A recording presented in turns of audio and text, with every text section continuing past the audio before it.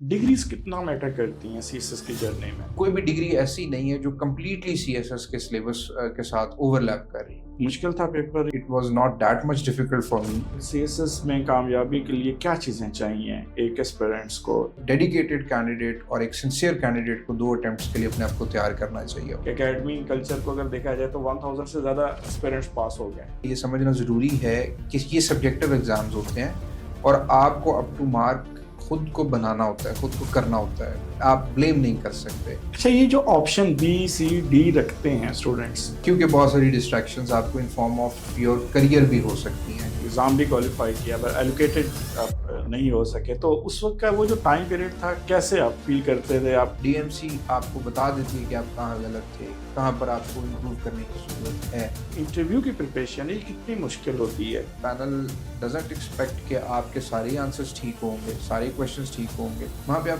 Fake नहीं कर सकते। कोई भी आपको अगर क्वेश्चंस नहीं आ रहे तो आप उसको अच्छे तरीके के साथ ड्रॉप करते हैं। अस्सलाम वालेकुम स्टूडेंट्स एंड डियर एस्पिरेंट्स। आज हम आपकी मुलाकात करवाने जा रहे हैं अपने स्टार स्टूडेंट्स से जिन्होंने रिसेंटली अपने सीएसएस की थर्ड अटेम्प्ट में कामयाबी हासिल की है।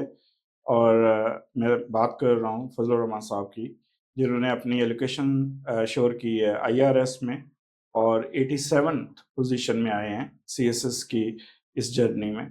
आए हम उनकी कहानी उन्हीं की ज़ुबानी सुनते हैं कि उन्होंने इस पूरे जर्नी के अंदर क्या-क्या चीज़ें फेस की, किस तरह से जो है अपने problems related to the study. अस्सलाम वालेकुम सर। वालेकुम सलाम, थैंक यू सर। आप हमारे एस्पिरेंट्स को ज़रा अपनी जर्नी के बारे में बताइएगा कि किस तरह से आपने ये सफ़र स्टार्ट किया और कैसे-कैसे आपने ये जो ड्यूरेशंस आपका गुज़रा, उसमें अपनी स्ट्रैटेजीज़ चेंज करते रहे और क्या कुछ होता रहा? हमें तो मालूम है, बट आप ज़रा इनको अपनी ज़ुबानी बताइए सो दैट एक जो मीडिया के अंदर जो एक प्रॉब्लम्स क्रिएट हुए होते हैं या र्यूमर्स क्रिएट हुए होते हैं, उनको हम किसी हद तक देख पाएँ आपकी इस जर्नी के तनाज़ुर में। अल्हम्दुलिल्लाह sir, it has been a learning experience. काफ़ी कुछ सीखा इस पूरे जर्नी में। अ, शुरू से ही ये बात आपने भी थ्रू योर मेंटरशिप भी ये बात हमने सीख ली थी कि परसिवरेंस कमांड्स सक्सेस। तो इस जर्नी में जितना भी टाइम दिया वो ultimately all is well that ends well वाली बात है कि सीखने के साथ-साथ वो जो डिज़ायर्ड रिज़ल्ट है वो अचीव हुआ। तो इसमें जो चीज़ सीखी वो यही है कि अगर आप कंसिस्टेंसी के साथ एक काम करते रहते हैं और एक मेहनत के साथ और लगन के साथ, ये बहुत ज़रूरी है इसमें, इस जर्नी में। नॉलेज बेस और वो सारी चीज़ें तो हैं ही, लेकिन ये जर्नी जो आपसे डिमांड करता है, वो यही है कि आप कितनी पेशेंस के साथ और किस कंसिस्टेंसी के साथ चलते हैं। तो अल्हम्दुलिल्लाह इस पर्सपेक्टिव से बहुत लर्निंग एक्सपीरियंस था। सेकेंडली बहुत सीखने का मौका, अपना सेल्फ एनालिसिस करने का बहुत मौका मिला इस जर्नी में। तो इन 2 एस्पेक्ट्स की वजह से it has been a learning experience.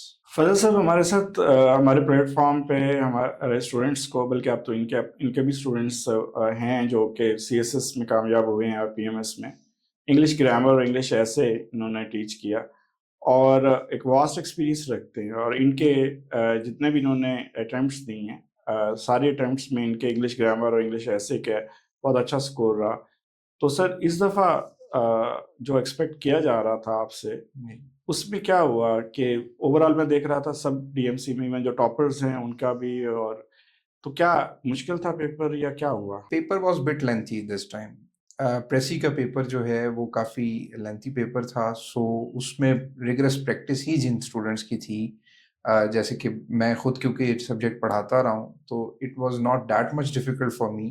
However जो मार्क शीट्स अगर आप देखते हैं तो प्रेसी के पेपर में सबके 40, 41, 42 मार्क्स हैं, बिकॉज़ पेपर वाज़ लेंथी। तो अल्हम्दुलिल्लाह अ, इस साल जो है वो ये था। Last time I scored 76 marks in precis paper, but the factor is कि उसमें लेंथी पेपर की वजह से ये इशू रहा है।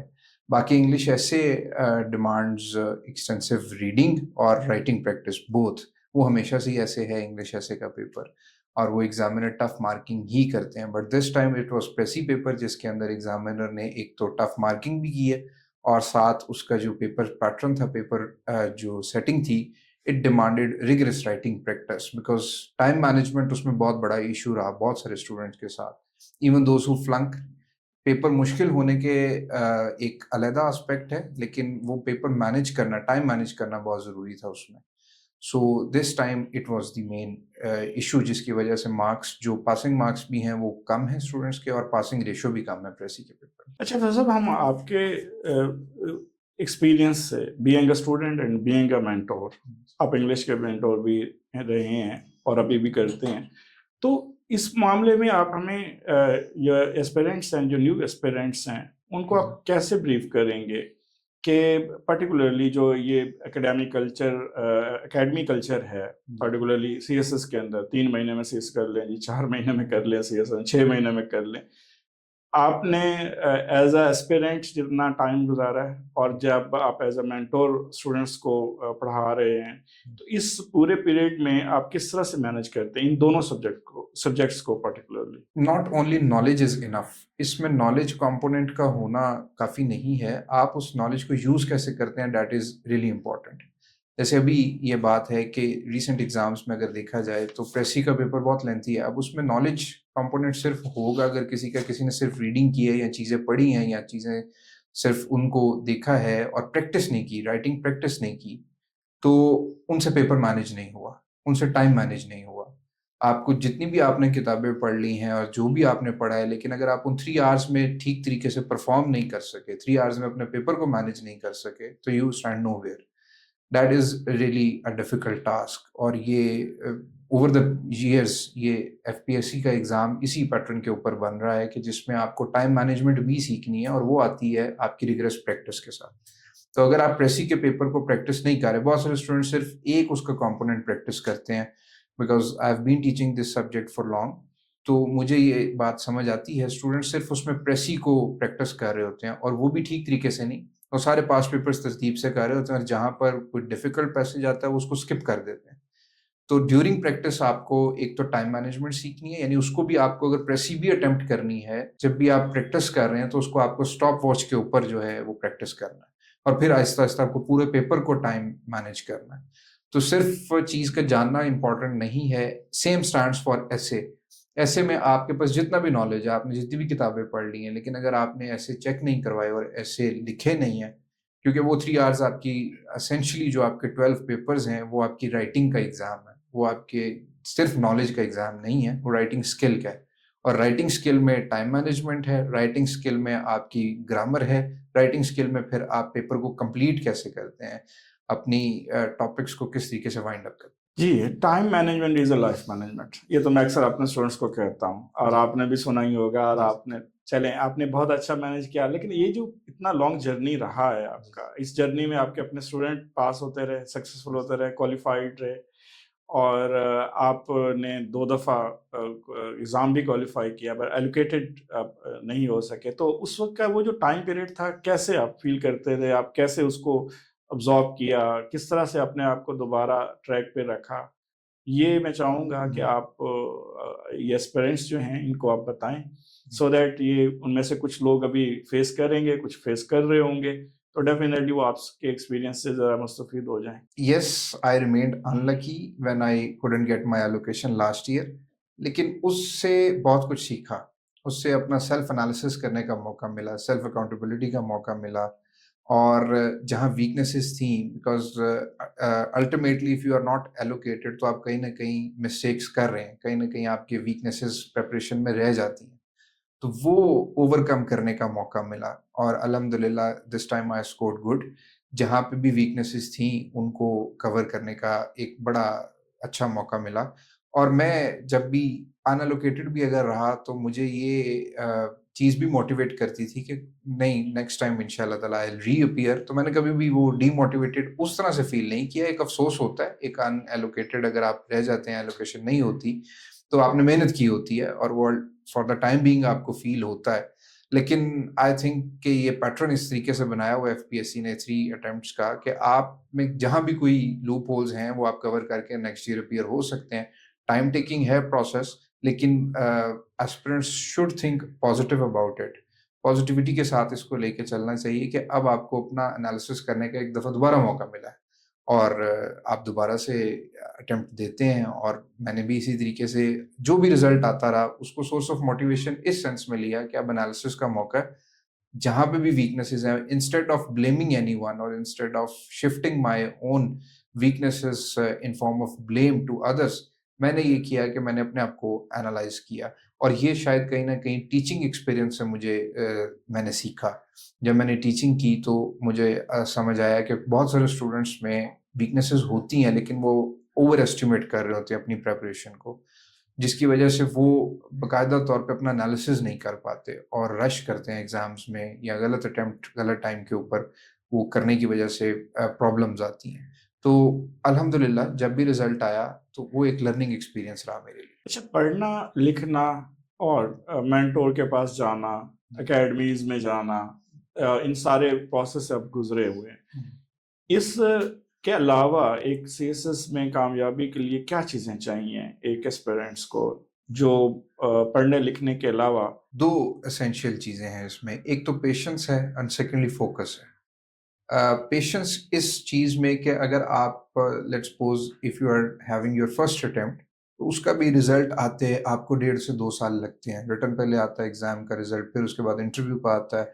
और कहीं ना कहीं अगर आप इस पूरे प्रोसीजर में कहीं ना कहीं आपकी कोई वीकनेस रह गई है तो आपको सेकेंड अटेम्प्ट के लिए भी जाना पड़ता है। तो it takes almost 3 years for a regular candidate to get the desired allocation.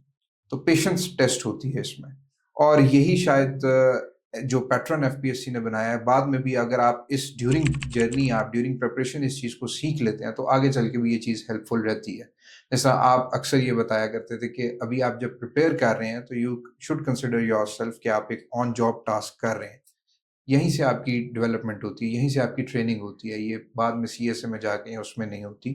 तो patience is the key factor. Secondly focus. CSS journey में सबसे टफ टास्क है कि आप कैसे फोकस्ड रहते हैं। क्योंकि बहुत सारी डिस्ट्रैक्शंस आपको इन फॉर्म ऑफ योर करियर भी हो सकती हैं। जॉब एक डिस्ट्रैक्ट करने का सोर्स हो सकती है। इसी तरीके से आपको एजुकेशन परसूट्स होते हैं, वो भी आपको डिट्रैक्ट करते हैं। फॉर एग्जांपल मैं अगर अपनी जर्नी को देखूं तो I wanted to do MPhil as well. तो मैंने एमफिल में भी एडमिशन लिया, जिसकी वजह से भी शायद थोड़ा सा जर्नी ड्रैग हुआ। एमफिल ने अट्रैक्ट किया एमफिल की तरफ गए कि आगे एजुकेशन करें परसूट्स को। तो वो भी एक फोकस, सिर्फ ये नहीं कि आपने पढ़ाई पे फोकस रखना है, बाकी डिस्ट्रैक्शंस जो हैं जैसे एमफिल की मैंने भी बात की है, जॉब होती है। नेचुरली इस स्टेज के ऊपर आपको जॉब सिक्योरिटी के भी इश्यूज होते हैं, बहुत सारे कैंडिडेट्स को होते हैं। तो वो अपने आप को ट्रैक पर रखने के लिए फोकस होना जरूरी है। अच्छा, ये जो ऑप्शन बी सी डी रखते हैं स्टूडेंट्स, जैसे आपने अभी कहा कि आपने भी रखा था, तो इनको कैसे टैकल किया जाए, कैसे ट्रैक पे रखा जाए अपने आप को कि नहीं यार मेरा एक ही गोल है, एक ही मकसद है।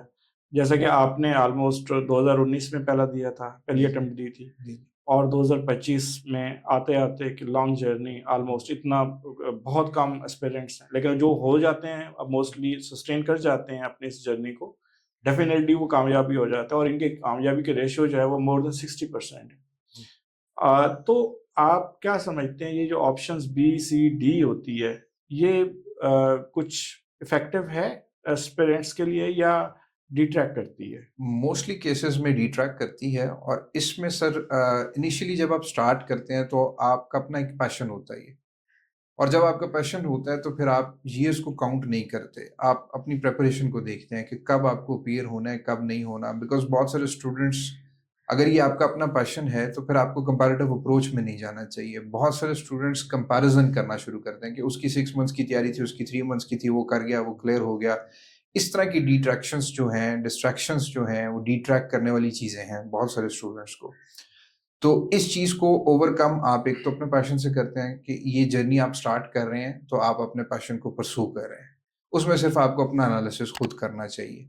और जो सेकेंडली इम्पॉर्टेंट चीज़ है इसमें, ऑप्शंस की जिस तरह आपने बात की बी सी डी, तो उसका solution sir in my opinion वो ये है कि आप अपने आप को 2 साल तो कंसिस्टेंसी के साथ, फुल डेडिकेशन के साथ सीएसएस के टास्क को दें। 2 अटेम्प्ट्स आप अपनी अच्छी दें, क्योंकि इसका प्रोसीजर ये है कि आप एक अटेम्प्ट देते हैं, नेक्स्ट अटेम्प्ट का बाज़ दफ़ा रिज़ल्ट नहीं, अभी आपके अटेम्प्ट का रिज़ल्ट नहीं आया होता और नेक्स्ट अटेम्प्ट आ जाती है। तो एक डेडिकेटेड कैंडिडेट और एक सिंसियर कैंडिडेट को 2 अटेम्प्ट्स के लिए अपने आप को तैयार करना चाहिए, और उन 2 सालों में आपको और किसी डिग्री और वो सारे पॉज़ करनी चाहिए अपनी बाकी सारी एक्टिविटीज़ को। फिर ही आप अपना डिज़ायर्ड रिज़ल्ट अचीव करते हैं। बिकॉज़ 12 सब्जेक्ट्स को मैनेज करना ये एक स्ट्रैटेजिक मैनेजमेंट का काम है, पूरे 12 सब्जेक्ट्स को मैनेज करके चलना। फिर उसके बाद इंटरव्यू की तैयारी एक डिफरेंट प्रोसीजर है, फिर interview all together from written exam. तो 2 इयर्स तो डेडिकेटेड एफर्ट करनी चाहिए, and it pays back, it always pays back. जो स्टूडेंट्स डेडिकेटेड है, मैं काफ़ी एक्सपीरियंस किया है और काफ़ी स्टूडेंट्स को भी देखा है, जो बिल्कुल डिस्ट्रैक्शन से बच के 2 साल डेडिकेटेड वे से गुज़ार लेते हैं, वो अल्टीमेटली कामयाब होते हैं। अच्छा, इसके अलावा हम एक बात देखते हैं कि जी सीएसएस जो मैं अक्सर स्टूडेंट्स को कर रहा होता हूँ कि सिर्फ पढ़ना लिखना नहीं है, एकेडमी और नोट्स और राइटिंग है, इसकी कंप्लीट पैकेज है। इस कंप्लीट पैकेज में आपकी फैमिली आती है, आपके दोस्त आते हैं, आपके मेंटोर्स आते हैं, आपके टीचर्स आते हैं। तो इनका आप ज़रा अपनी लाइफ में जो रोल था वो ज़रा बताएंगे? जी सर, डेफिनेटली फैमिली का एक बहुत बड़ा रोल इस सेंस में होता है कि they keep you motivated sometimes, और समटाइम्स बहुत सारे स्टूडेंट्स के हमें ये सुनने को मिलता है कि फैमिली प्रेशर है, देयर इज़ अ थिंग जो बताते हैं स्टूडेंट्स के फैमिली प्रेशर है। इन माय ओपिनियन वो मिसपर्सीव किया जाता है, वो फैमिली प्रेशर उस तरह से नहीं होता, फैमिली सिर्फ आपको एक बाज़ दफ़ा जब ये जर्नी जो है वो ड्रैग कर जाए, तो फैमिलीज़ का ये प्रेशर ज़रूर होता है कि आप कोई और चीज़ कर लें, कोई और डिग्री करें, कोई और जॉब करें। वो इस जर्नी से डीमोटिवेट, अगर आप वो डीमोटिवेशन एज़ सच होती नहीं है, वो सिर्फ़ आपकी इमोशनल सेंसिटिविटीज़ को देखते हुए वो ये चीज़ कह रहे होते हैं। तो उसमें फिर आपने देखना होता है कि आप कितने सिंसियर हैं अपनी जर्नी के साथ, और अगर आप सिंसियर हैं, तो फिर वो तमाम चीज़ें कॉन्स्पायर करती हैं आपको अपने गोल की तरफ ले जाने में। सेकेंडली सर, इसमें फ्रेंड्स का बहुत किरदार होता है। अगर आप उन लोगों में ही उठ बैठ रहे हैं जिन्होंने सीएसएस कर रहे हैं, जो अटेम्प्ट्स दे रहे हैं, तो अल्टीमेटली आपके पास a lot to discuss with them. वो आपको ईज़ भी करता है, वो आपका प्रेशर भी रिलीज़ करने के लिए एक अच्छी, आप अगर उनसे डिस्कशन करते हैं तो आप सीखते भी हैं। जैसे मेरे जर्नी में मेरे क्लास फेलो हैं, स्कूल के क्लास फेलो हैं नुमान हफीज़, उनके साथ जब भी डिस्कशन हुई, he got his allocation in 2022 इन पास, तो उनके साथ जब भी डिस्कशन होती थी, तो एक तो वो इकट्ठे हमने जर्नी स्टार्ट किया, तो सारी वीकनेसेस भी पता होती हैं आपके फ्रेंड्स को आपकी, और आप एक एनालिसिस अच्छा कर लेते हैं अपना। तो फ्रेंड्स का बहुत किरदार होता है, और थर्डली जो मोस्ट इम्पोर्टेंट है किरदार, वो आपके टीचर्स का होता है, वो आपके मेंटोर्स का होता है, जो आपको कंसिस्टेंटली इस जर्नी में देख रहे होते हैं। बाज़ दफ़ा आप अपने बारे में थोड़े से प्रेजुडिस्ड होते हैं, या आपका एनालिसिस जो होता है वो पार्शियल होता है, वो इम्पार्शियल नहीं होता, कंप्लीटली अनबायस्ड नहीं होता। आप बाज़ दफ़ा अपने आप को अंडर एस्टिमेट, मैंने बहुत सारे केसेस में ये देखा है कि स्टूडेंट्स अच्छा लिख रहे होते हैं लेकिन वो अंडर एस्टिमेट करते हैं। तो टीचर्स की इनकरेजमेंट भी बहुत हेल्पफुल रहती है, और टीचर्स का क्रिटिसिज्म ज़ाहिर है वो इम्प्रूवमेंट के लिए बहुत हेल्पफुल रहता है। तो ये तीनों फैक्टर्स आपको बहुत हेल्पफुल रहते हैं। जैसे अब मैंने जब जर्नी ये स्टार्ट किया था, तो मैंने फर्स्ट अटेम्प्ट जो अपनी दी थी वो विदाउट प्रिपरेशन दी थी, बहुत बेसिक प्रिपरेशन करके मैंने अटेम्प्ट दे दी, राइटिंग प्रैक्टिस नहीं थी। देन आई कॉन्टैक्टेड यू, और आपके साथ फिर जो राइटिंग प्रैक्टिस की थी वो ऑल टुगेदर डिफरेंट चीज़ थी, because I was missing that in my first attempt. मैं भी शुरू में यही समझ रहा था कि सिर्फ नॉलेज बेस ठीक हो, आपका बेसिक इंग्लिश ठीक हो, क्योंकि मेरी डिग्री इंग्लिश में थी, तो मुझे इंग्लिश का एज़ सच कोई इश्यू नहीं था, तो आप कर लेते हैं। लेकिन वो राइटिंग प्रैक्टिस वाला जो फ़ॉर्मूला आपने बताया, जिस तरीके से आपने एक-एक दिन में 2-2 स्क्रिप्ट्स भी लिखे जिस तरह पेपर में जाके लिखने हैं, तो उससे फिर काफ़ी कॉन्फिडेंस बिल्ड हो गया था, and I was confident enough कि जब मैं अपने आप को बाकी सब्जेक्ट्स में प्रिपेयर कर लूँगा, एक रिक्विज़िट नॉलेज अटेन कर लूँगा, तो मैं जब भी अटेम्प्ट दूँगा तो इंशाल्लाह क्लियर कर जाऊँगा। वो चीज़ आ गई है, मेरे स्किल डेवलप हो गई है over the period of time.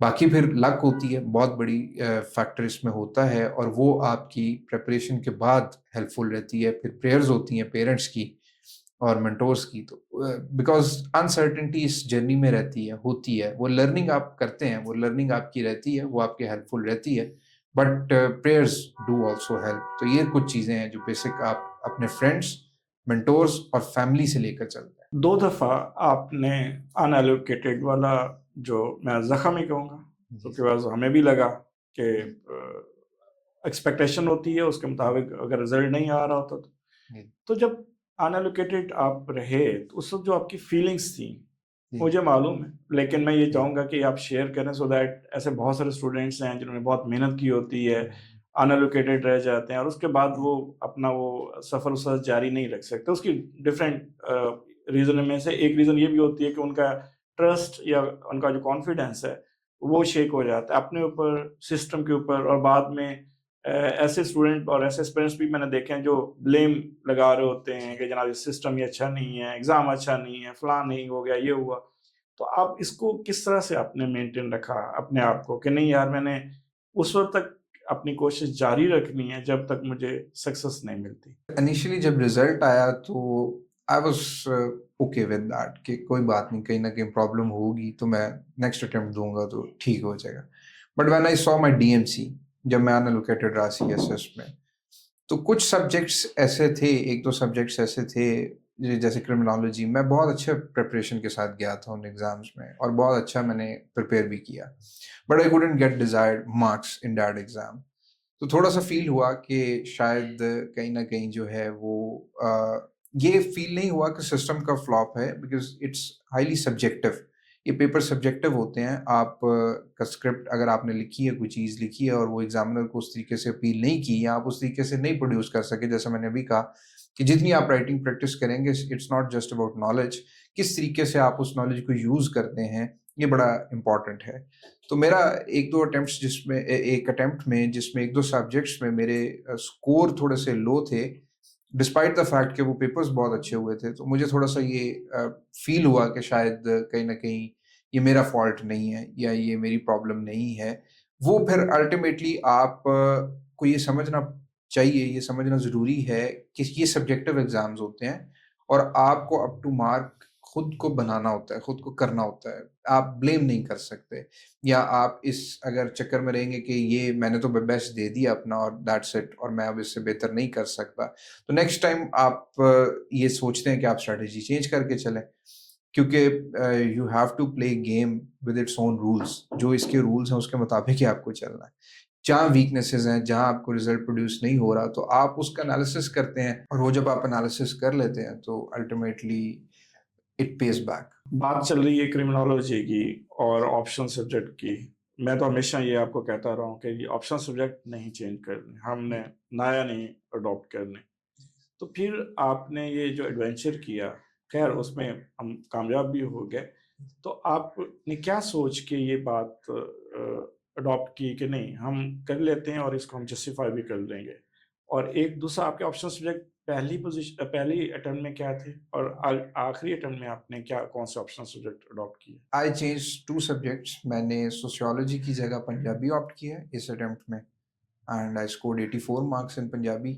और मैंने क्रिमिनोलॉजी की जगह कॉन्स्टिट्यूशनल लॉ इस अटेम्प्ट में रखा। सर रीज़न ये थी चेंज करने की कि criminology I had a good paper, मेरा अच्छा पेपर हुआ था क्रिमिनोलॉजी में, लेकिन उस साल थोड़ा-सा क्रिमिनोलॉजी का पेपर टफ था और मार्क्स भी थोड़े लो स्कोरिंग रहा वो सब्जेक्ट। सो आई थॉट कि मैं क्रिमिनोलॉजी भी अच्छा है मेरा तैयार, कॉन्स्टिट्यूशनल लॉ भी अच्छा है, so I could change that subject. Subject change नहीं करना चाहिए आपको अनटिल और अनलेस यू आर श्योर कि जो आप नया सब्जेक्ट ऑप्ट कर रहे हैं उसमें आपको बहुत टाइम नहीं देना पड़ेगा और उसमें आप का नॉलेज बेस इनफ है। तो मैंने ये कैलकुलेटेड एक स्ट्रैटेजी अडॉप्ट की थी चेंज करने की। Otherwise criminology is also rewarding. इस साल तो क्रिमिनोलॉजी में बहुत मार्क्स आए हैं। तो स्कोरिंग ट्रेंड जो होता है वो कैंडिडेट की तैयारी के ऊपर भी बहुत डिपेंड करता है। हैप्पैज़िटली मार्क्स नहीं दिए जाते कि इस सब्जेक्ट में मार्क्स दे दें, क्योंकि क्रिमिनोलॉजी देखें तो 23 में लो स्कोरिंग था, इस दफ़ा ज़्यादा अच्छा स्कोर था, तो उसका पेपर भी उसी तरीके से सेट हुआ था और पेपर उसी तरीके से डिज़ाइन हुआ हुआ था, आसान पेपर था थोड़ा इस साल, तो स्कोर्स अगर किसी की अच्छी तैयारी है तो तब स्कोर उसमें अच्छा आ गया। पंजाबी की जहाँ तक बात है, सोशियोलॉजी का पेपर अगेन वही बात है कि जैसी आपकी तैयारी है और जो चीज़ है वो मेन एक फैक्टर है। लेकिन बिकॉज़ पंजाबी में भी बहुत सारे स्टूडेंट्स के मार्क्स कम आते हैं अगर उसकी अच्छी आपकी राइटिंग प्रैक्टिस नहीं है। तो सिर्फ सब्जेक्ट चेंज करने से नहीं है, उस सब्जेक्ट को फिर ड्यू टाइम देना और अगर आपका टेम्परामेंट उस सब्जेक्ट के साथ मैच कर रहा है, तो एक अच्छा स्कोर आप एक्सपेक्ट करते हैं। कहीं ना कहीं स्कोरिंग जो ट्रेंड्स होते हैं वो तभी आपको रिवॉर्ड करते हैं अगर आप उस सब्जेक्ट में अच्छी ग्रिप रखते हैं।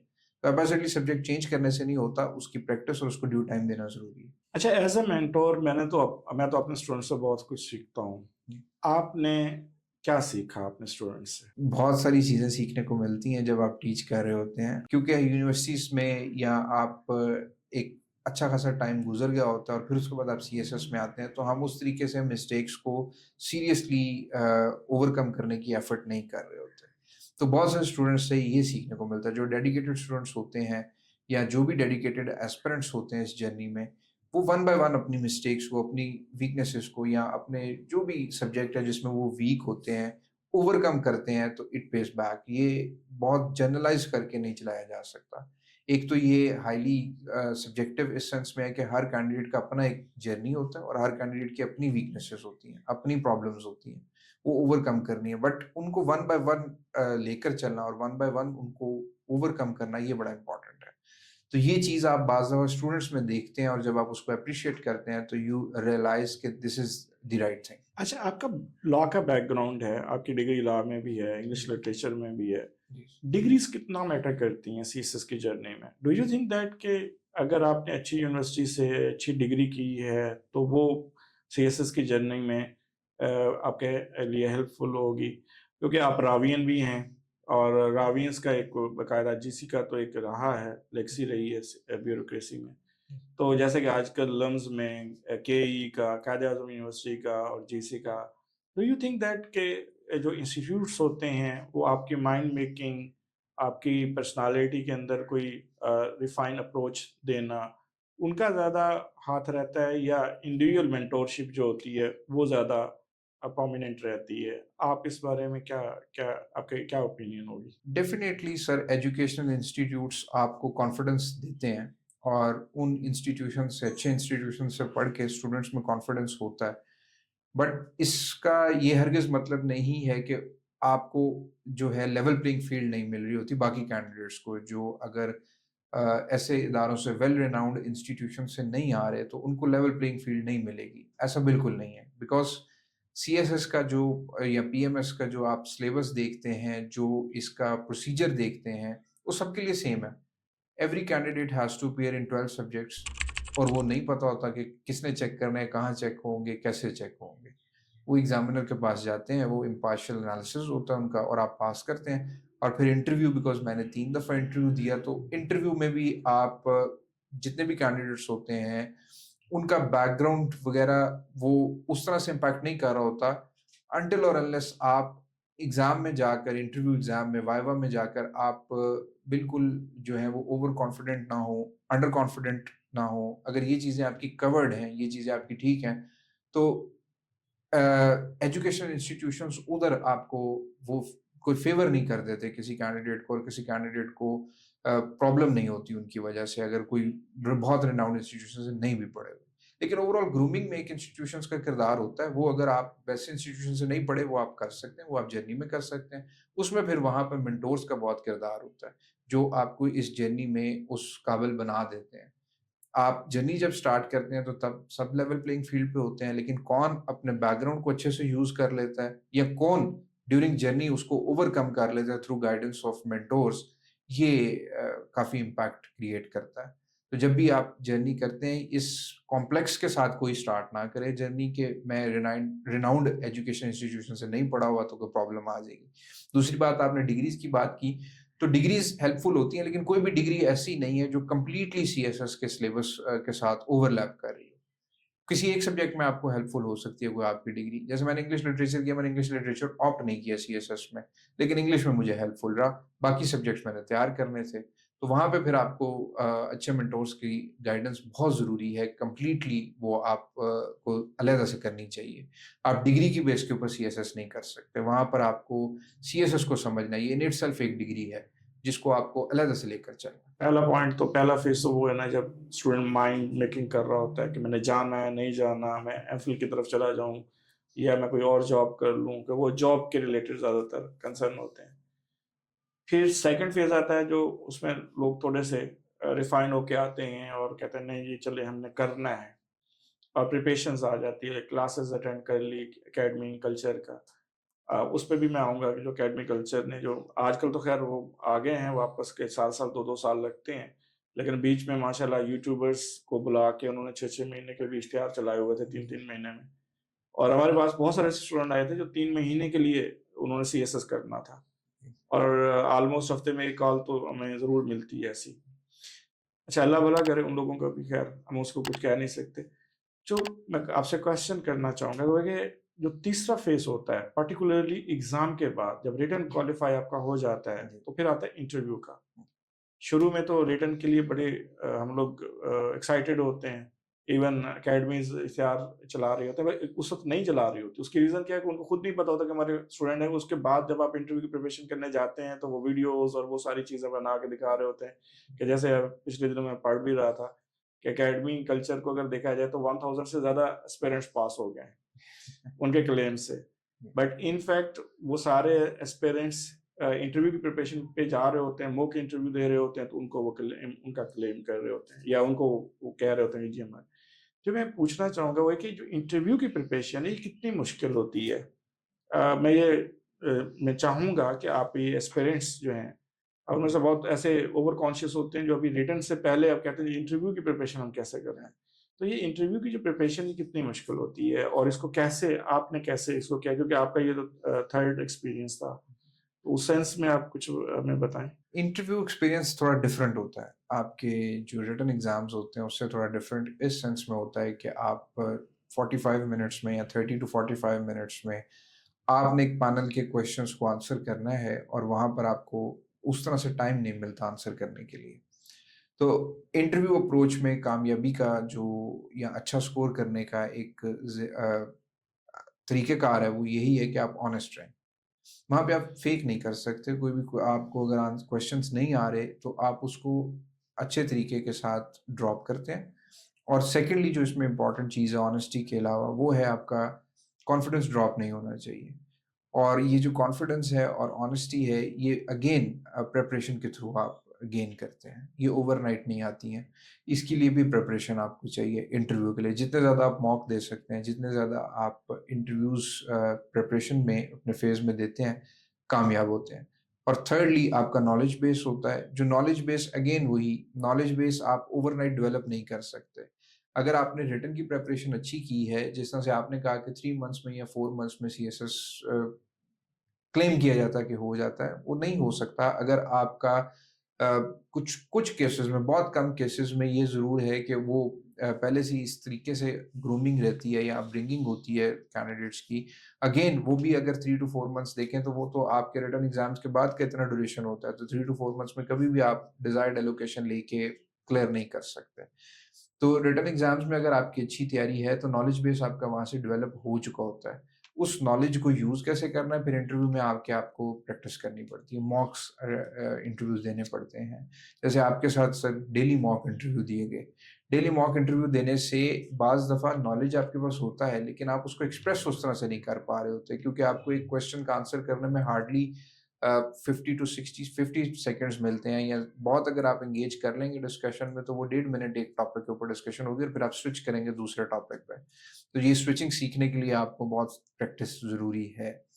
तो ऑनेस्टी के साथ चलना इसमें ज़रूरी है, कॉन्फिडेंट रहना ज़रूरी है क्योंकि क्वेश्चंस हर कैंडिडेट के ड्रॉप होते हैं। ये कभी भी ऐसा इंटरव्यू मेरा ये 3rd इंटरव्यू था, पहले पीएमएस दिया सीएसएस, तो क्वेश्चंस ड्रॉप होते हैं, लेकिन अगर उसमें आपकी एनर्जी ड्रॉप हो गई, कॉन्फिडेंस ड्रॉप हो गया तो प्रॉब्लम होगी।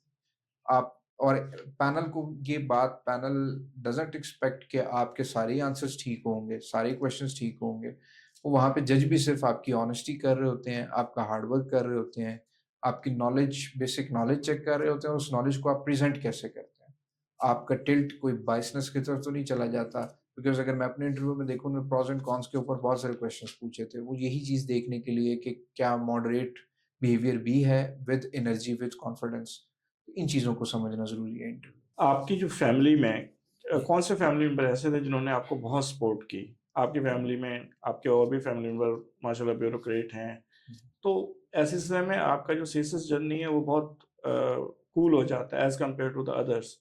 तो आपका क्या ख़्याल है कि किन का कंट्रीब्यूशन ज़्यादा है। ज़्यादातर पेरेंट्स तो करते ही हैं, लेकिन उनमें से कुछ ऐसे भी होते हैं, मदर हैं या फादर हैं, जिन्होंने बहुत चाहा होता है कि नहीं, आपने तो हर हाल में करना है। ये था ये या आपने खुद अपनी एक कह सकते हैं विल या ज़िद पकड़ी थी, नहीं जी मैंने ये कामयाब होना ही होना है। तो इसमें किसका कंट्रीब्यूशन ज़्यादा रहा है? इस जर्नी को परसू करने का तो मेरा अपना डिसीजन था। आई वाज़ लकी इनफ कि पेरेंट्स ने अलाउ किया कि मैं जो भी परसू करना चाहता हूँ जर्नी वो मैं करूँ। I was lucky enough in that sense. During journey क्योंकि थोड़ा-सा ड्रैग भी होता है ये जर्नी, तो ड्यूरिंग जर्नी पेरेंट्स ने सबसे ज़्यादा उनकी तरफ से हेल्पफुल रहा ये चीज़, क्योंकि आप पेरेंट्स के साथ ही ज़्यादा टाइम स्पेंड कर रहे होते हैं। तो जब आप रिज़ल्ट आता है और आप एलोकेट नहीं होते, तो उस टाइम के ऊपर मोटिवेशन आपको एक्सटर्नल सोर्सेज़ से भी चाहिए होती है, और वो पेरेंट्स होते हैं, तो वो काफ़ी मोटिवेटेड रहा मैं। फिर सिस्टर्स मेरी जो हैं, उन्होंने भी काफ़ी मोटिवेट किया। खुद भी मेरी एक सिस्टर का एग्ज़ाम क्लियर थे, तो वो भी उनसे भी सीखने को मौका मिला। ड्यूरिंग इंटरव्यू आप डिस्कस करते हैं अपने फैमिली मेंबर से, तो काफ़ी चीज़ें आप सीखते हैं। तो ओवरऑल सर ये कंप्लीटली जो भी आपके इर्द-गिर्द होते हैं, वो आपके रिलेटिव्स होते हैं, वो भी गाइड मोटिवेट करते हैं, अगर तो बहुत अच्छा है। और समटाइम्स आपके इर्द-गिर्द ऐसे लोग भी हो जाते हैं, जो ये भी कह रहे होते हैं कि आप इस जर्नी के बजाय किसी और जर्नी को परस्यू करें, या आप उनको देख रहे होते हैं कि वो अपनी फ़ील्ड्स में कामयाब हैं। तो उस टाइम फिर आपको सिर्फ़ यही सोचना चाहिए कि आपने स्टार्ट क्यों किया था? आपने स्टार्ट अपनी रिस्पॉन्सिबिलिटी पे किया था, तो आपको स्टिक करना है इसी जर्नी के साथ। तो वो हेल्पफुल रहती है चीज़। और अगेन मैंने जिस तरह कहा कि फ्रेंड्स सर्कल आपका वो होना चाहिए जो इस जर्नी में इन्वॉल्व्ड हैं। जीसी में ऐसे काफ़ी फ्रेंड्स थे। इसके बाद फिर जीसी के बाद जब जर्नी स्टार्ट किया, तब काफ़ी ऐसे फ्रेंड्स बन गए जो सिर्फ़ कॉम्पिटिटिव एग्ज़ाम्स पे फ़ोकस्ड थे। उससे एनालिसिस बहुत बेहतर हो जाता है कैंडिडेट का। आखिरी एक क्वेश्चन मेरा, आप ये जो न्यूली एस्पिरेंट्स हैं, उनके लिए आप क्या मैसेज छोड़ेंगे? एक वो एस्पिरेंट्स जो कामयाबी हासिल नहीं कर सके रिटन में, हुँ। उनके लिए क्या आप मैसेज छोड़ेंगे? और वो एस्पिरेंट्स जो अनएलोकेटेड रहे, उनके लिए आप क्या मैसेज छोड़ेंगे? ये मैं इसलिए चाहूँगा कि हमारे पास जो स्टूडेंट्स होते हैं, वो इन 3 फेसेज़ में खड़े हैं जी, और सबसे ज़्यादा जो स्ट्रॉन्ग पुश चाहिए, किक चाहिए, जी, वो उनको जो अनएलोकेटेड होते जी। हैं। तो ऐसी सूरत-ए-हाल में आप इन तीनों के लिए सेपरेटली क्या मैसेज देंगे? सर फर्स्टली जो न्यू एस्पिरेंट्स हैं, उनको जो सबसे ज़्यादा चीज़ प्रॉब्लम करती है, वो है अनसर्टेनिटी। इस जर्नी में अनसर्टेनिटी है, वो इस सेंस में कि बहुत सारे स्टूडेंट्स ये फ़ील करते हैं कि अगर आप 12 अ, एग्ज़ाम जो 12 पेपर्स हैं, वो दे रहे हैं और किसी एक में अप टू मार्क ना रहें, तो आप फ्लंक करते हैं उस सब्जेक्ट को, और उसकी वजह से आप 12 के 12 में नाकाम हैं।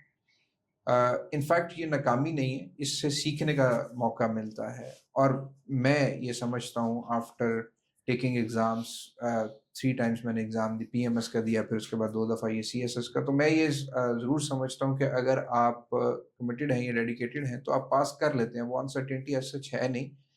क्योंकि हमें आदत होती है मैट्रिक लेवल से लेकर कि इतना सिलेबस कवर किया, एग्ज़ाम दिया, जो एग्ज़ाम दिया उसमें पास हो जाएँगे, या जो चीज़ रह गई है उसको कवर करके सिर्फ़ वो एग्ज़ाम दोबारा से दे दें।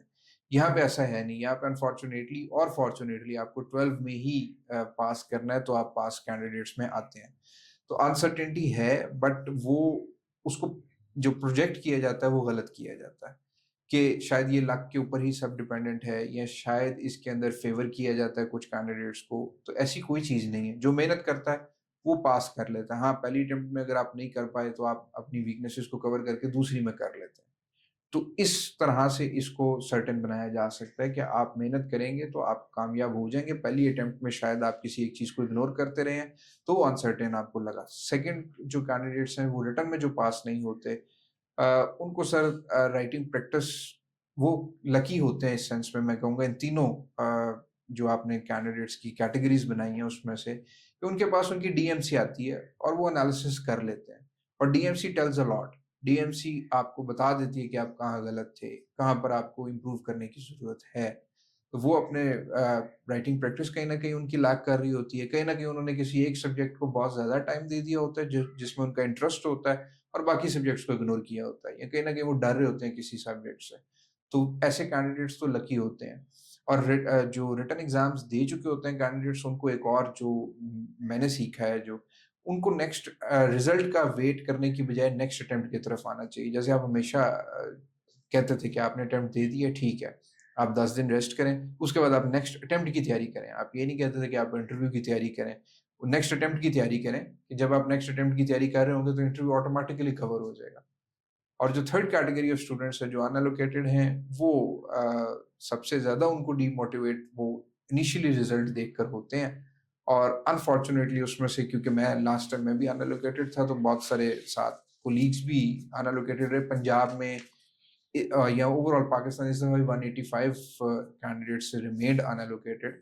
तो एक बहुत बड़ा चंक है जो अनएलोकेटेड का होता है। उसमें फिर आप ब्लेम करना शुरू करते हैं कि हमारे इंटरव्यू में कम मार्क्स हमें दिए गए। उस ब्लेम गेम में नहीं जाना, क्योंकि अगर उस ब्लेम गेम में जाएंगे तो आप अपने वीकनेसेस को फिर ओवरकम नहीं करेंगे और अगेन ये साइकिल रिपीट होगी। Instead of going into blame game, आपको बड़े ऑप्टिमिस्टिक होके, बड़े पॉजिटिव होके उसको सोर्स ऑफ मोटिवेशन बनाना चाहिए। अ, ये आप अल्लाह की तरफ से कह लें, या पेरेंट्स की ट्रेनिंग कह लें, या आप जैसे मेंटोर्स का साथ कह लें कि मैंने जब सेकंड अटेम्प्ट में दोबारा से एलोकेशन नहीं हुई, एक दफ़ा पीएमएस में नहीं हुई, तो मैंने इंस्टेड ऑफ गेटिंग डिस्करेज्ड इसको सोर्स ऑफ मोटिवेशन बनाया, चैलेंज बनाया, इन अदर वर्ड्स, कि हो जाएगा चीज़ें। तो फिर वो चीज़ें ओवरकम की, प्रिपरेशन आप अगर अच्छे तरीके से कर लेते हैं 1-2 अटेम्प्ट्स में, तो वो तो वहीं होती है, आपके पास होती हैं वो चीज़ें सारी।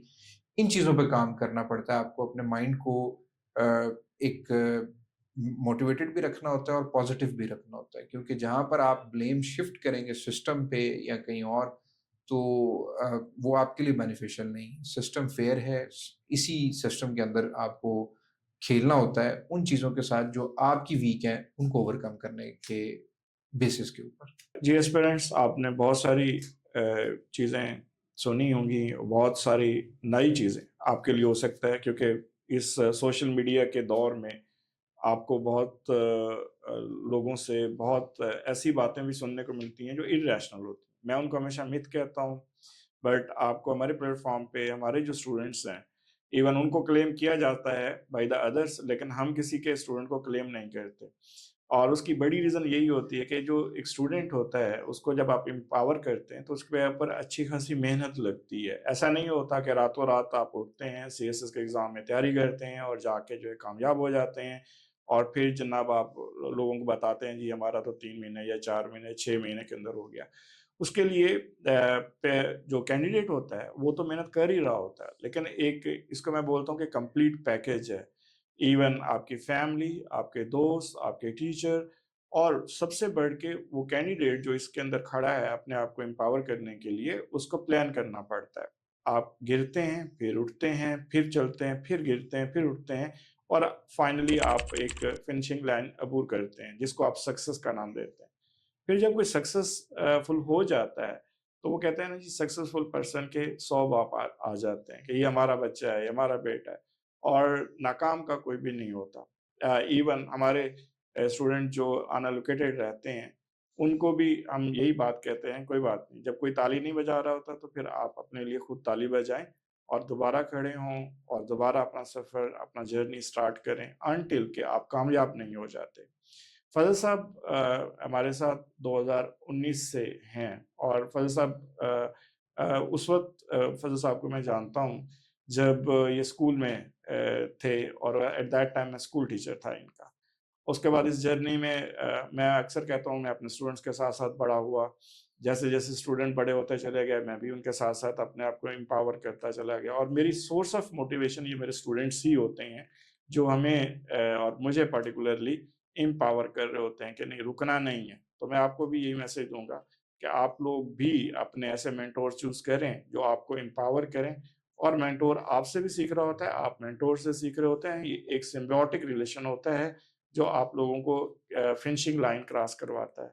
सो बेस्ट ऑफ लक सर आपके लिए भी। Thank best you of sir, luck thank you. To all the aspirants जो इस जर्नी के मुसाफिर मैं कहूँगा और चाहे आप फर्स्ट स्टेज पे खड़े हैं, सेकंड में हैं, थर्ड में हैं, तो फज़ल साहब की स्टोरी आप सब लोगों के लिए एक सिंबॉलिक पर्सपेक्टिव रखेगी।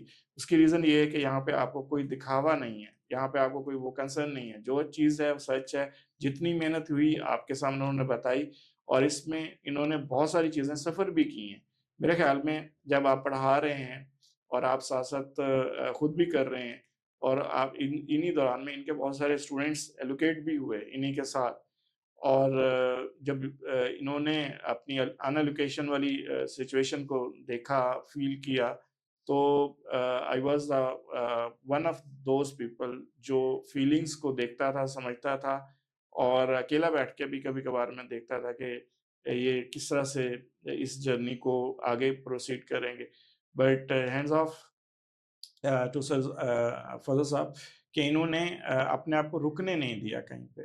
तो मैं यही चाहूँगा कि जितने भी एस्पिरेंट्स हमें सुन रहे हैं, वो इनसे लर्न करें रेदर देन कि शो ऑफ हो ये चीज़ कि जी ऐसा हो गया, वैसा हो गया, कुछ नहीं होता।